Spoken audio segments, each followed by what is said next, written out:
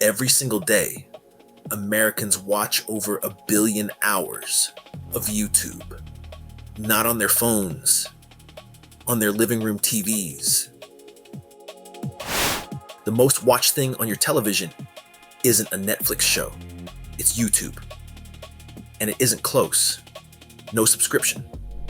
No prestige dramas. Mostly free videos made by regular people. Yet it now rules the one screen everyone assumed Netflix owned. So how did the amateur beat the king? Rewind to the 2010s. The streaming wars had a simple story.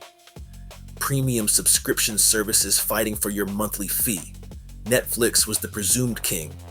Prestige dramas, binge culture, billions in original content. YouTube, a website for cat videos and gamers. Nobody counted it as a real TV competitor. That assumption became the decade's biggest miss. Now jump to November 2023. Nielsen launches its media distributor gauge, a new scoreboard measuring who actually owns US TV watch time.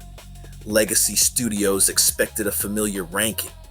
Instead, a website that never made a single drama started climbing a chart it was never supposed to be on. Back in the mid-2010s, YouTube did something Netflix couldn't copy. It got itself pre-installed on smart TVs, free, no login wall, no monthly bill, and millions of creators uploaded for free. So the library grew faster than any studio could ever film. That messy free catalog was quietly stacking numbers nobody was ready to see. So what happened when someone finally kept score?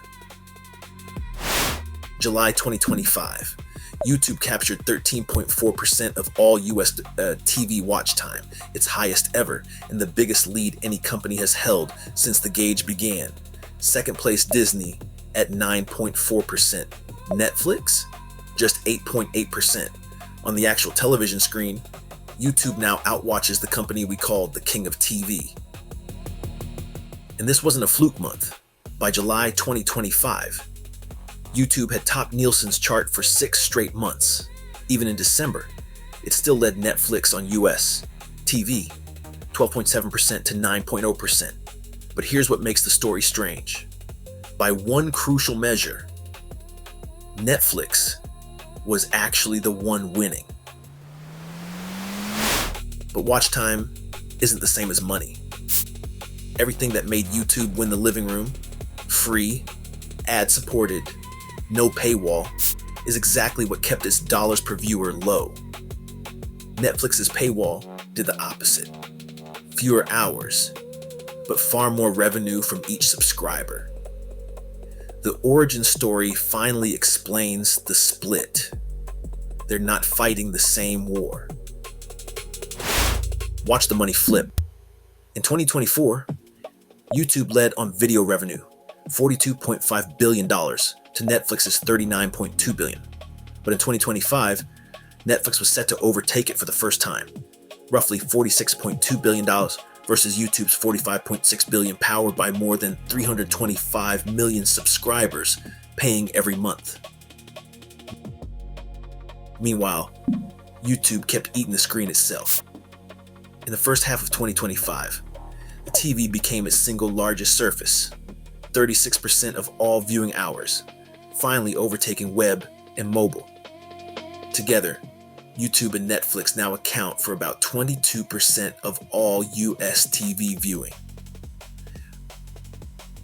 Two platforms, quietly running the room. So who really won? Both, at completely different games. Netflix owns the biggest business. YouTube owns the biggest audience. The platform we dismissed as amateur didn't beat Netflix by making better shows. It won by never charging us at all. TV didn't die. It just got a new owner. And we barely noticed.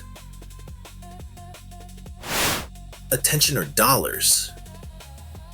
Which one do you think actually wins TV? Tell me below. If this reframed how you see your own screen, subscribe. We cut the noise and build what matters.